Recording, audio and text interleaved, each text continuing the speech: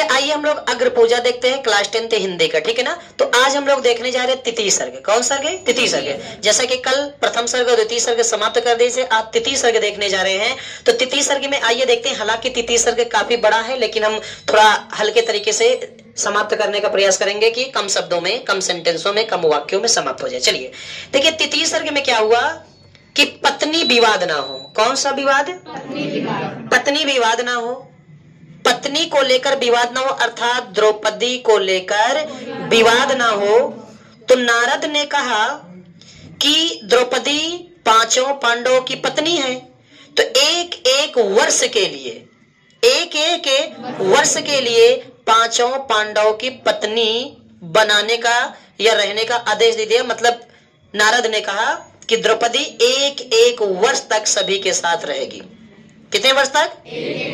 क्योंकि ये भी कहना था कि धरती और नारी के कारण ही, मतलब जितने भी युद्ध होते हैं, जितने भी संकट आते हैं, जितनी भी लड़ाइयां होती हैं, वो पत्नी के कारण अर्थात स्त्रियों के कारण ही होते हैं, ये मानना था। तब नारद ने कहा कि पत्नी को लेकर विवाद ना हो, इसीलिए एक एक वर्ष के लिए द्रौपदी को पांचों पांडव की उन्होंने पत्नी बना दिया। और उन्होंने एक शर्त रखी कि अगर इस बीच में किसी ने द्रौपदी को किसी के साथ देख लिया तो उसे 12 वर्ष का वनवास हो जाएगा, अर्थात इस राजमहल को छोड़कर जाना पड़ेगा। किस राजमहल को? जहां रहते थे, अर्थात कहां? इंद्रप्रस्थ, खंडवन में, ठीक है ना। अच्छा, एक बात और थी, कौरव धन और धरती के पीछे पड़े हुए थे। किसके पीछे? कौरव धन और धरती के पीछे पड़े हुए थे। तो पत्नी को लेकर विवाद ना हो, तो उन्होंने ऐसा कह दिया। तो एक दिन क्या हुआ पता है? एक दिन एक साधु के यहाँ, यानी ब्राह्मण के यहाँ कुछ चोर आए। कौन आए? कुछ चोर आए और गायों को चुरा ले जाने की कोशिश कर रहे थे। क्या कर रहे थे? तब वह ब्राह्मण भागकर अर्जुन के पास आए। किसके पास आए? और अर्जुन से कहा कि हे अर्जुन, कुछ चोर आए हैं और मेरे गायों को चुरा ले जा रहे हैं, अतः आप मेरी मदद करिए।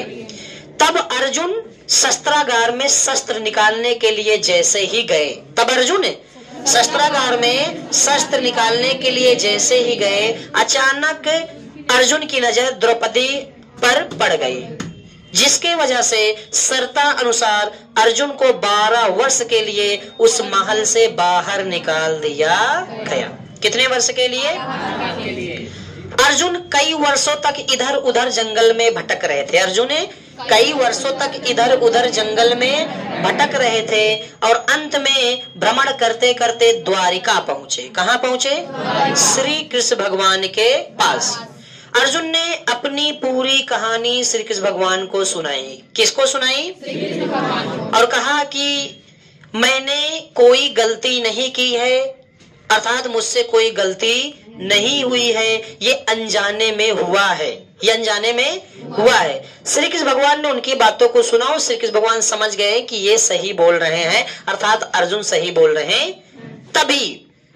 तभी श्री कृष्ण भगवान ने अर्जुन से कहा कि यदि आपको अच्छा लगे और आप संतुष्ट हैं तो आप मेरी बहन सुभद्रा से शादी कर सकते। किसने कहा? किससे कहा? क्या कहा? शादी कर सकते हैं। अर्जुन इस बात के लिए राजी हो गए। और उनकी शादी हो गई। फिर अर्जुन, श्री कृष्ण भगवान और सुभद्रा, ये तीनों वापस कहाँ आए? इंद्रप्रस्थ आए। इसलिए श्री कृष्ण भगवान साथ में आए ताकि किसी प्रकार का बात विवाद ना हो। और जैसे श्री कृष्ण भगवान इंद्रप्रस्थ पहुंचे, उन्होंने अग्नि पूजा कराई। क्या पूजा कराई? अग्नि पूजा कराई। किसने कराई भाई? श्री कृष्ण भगवान ने अग्नि देव की पूजा कराई, ठीक है ना। तो अग्नि जो देव थे वो प्रसन्न हुए। क्या हुए? प्रसन्न हुए। और प्रसन्न होकर सबसे पहले उन्होंने श्री कृष्ण भगवान को क्या दिया? सुदर्शन चक्र दिया और कौमुदी गदा। सुदर्शन चक्र और कौमुदी गदा। भीम को क्या दिए? गदा दिए। और पांडवों को अलग अलग प्रकार के अस्त्र शस्त्र दिए ताकि वे अपने से अपनी रक्षा कर सके। कौन दिए? अग्निदेव। क्यों दिए? क्योंकि अग्नि पूजा हुई और अग्निदेव क्या हुए? प्रसन्न हुए। और उन्होंने क्या किया? उन्होंने श्री कृष्ण भगवान को कौमुदी गदा, सुदर्शन चक्र दिए, भीम को गदा दिए और सभी लोगों को अन्य प्रकार के अस्त्र शस्त्र दिए। अब सुनना, अब उसके बाद क्या हुआ? उसके बाद फिर श्री कृष्ण भगवान ने अग्नि पूजा कराने के बाद जब सब कुछ ठीक ठाक हो गया तो वह वापस कहां लौट गए? द्वारिका लौट गए। कहां लौट गए? द्वारिका लौट गए। और यहां युधिष्ठिर यानी जो धर्मराज, युधिष्ठिर मतलब धर्मराज, ये बहुत ही नियम कानून से अपनी प्रजा की रक्षा करते थे और प्रजा को खुश रखते थे। फिर उसके बाद क्या हुआ कि धर्मराज यानी युधिष्ठिर की जो ईमानदारी की ख्याति थी ना, चारों दिशाओं में, तीनों लोकों में फैल गई। सारे देवगण युधिष्ठिर से प्रसन्न थे। सारे देवगण, तीनों लोकों के सारे देवगण युधिष्ठिर से बहुत ही प्रसन्न थे।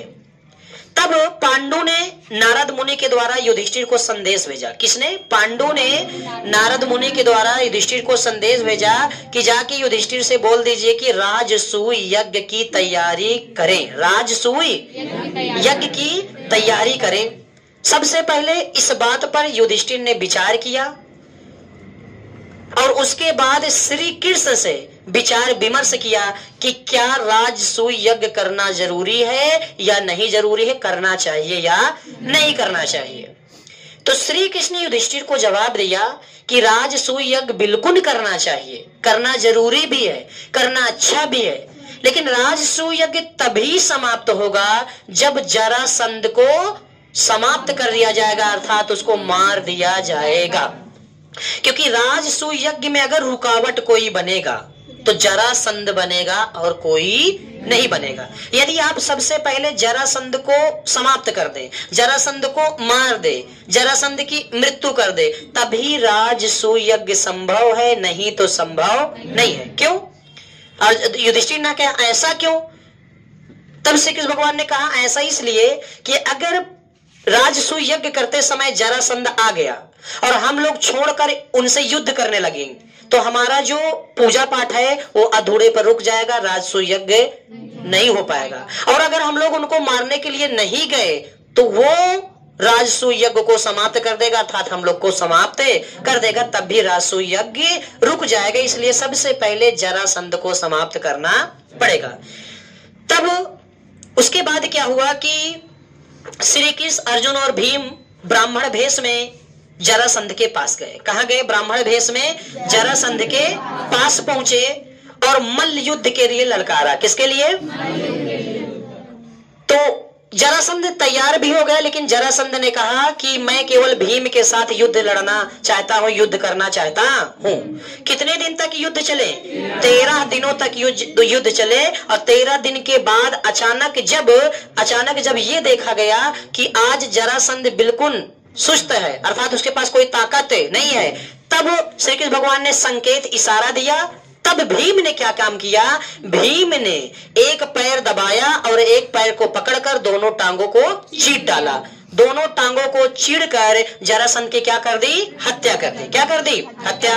और उनके पास जो हजारों सैनिक, मतलब कि वो क्या बंदी बनाकर रखे गए थे ना, उन्हें वहां से क्या कर दिए? आजाद कर दिए। और फिर वो सभी लोग कहाँ आए? वो सभी लोग आए इंद्रप्रस्थ। युधिष्ठिर से कहा कि अब आप राजसूय यज्ञ की तैयारी कर सकते हैं, अब कोई समस्या नहीं आने वाली है, अब कोई समस्या नहीं आने वाली है। मैं इस ऑडियो रिकॉर्डिंग के माध्यम से सभी यूट्यूबर्स और सभी पढ़ने वाले बच्चों को कहता हूं कि शेखर राजपूत चैनल से हमारा यूट्यूब चैनल चल रहा है। इसमें सामाजिक विज्ञान, हिंदी, इंग्लिश आप भली बातें पढ़ सकते हैं। और चैनल को शेयर, सब्सक्राइब, लाइक, कमेंट करने का प्रयास करिए। जितना अधिक आप इसे शेयर करेंगे, लाइक करेंगे, कमेंट करेंगे, उतनी अच्छी वीडियो ऑडियो हम आपको पढ़ाते जाएंगे। ठीक है ना? तो आप लोग चैनल को शेयर, सब्सक्राइब, लाइक, कमेंट करना शुरू कर दीजिए। आइए हम लोग चतुर्सर्ग देखते हैं। कौन सा? समझ में आया कि नहीं आया? दोहराया जाए क्या? एक बार दोहरा दिया जाए? चलिए ठीक है, एक बार दोहरा दिया।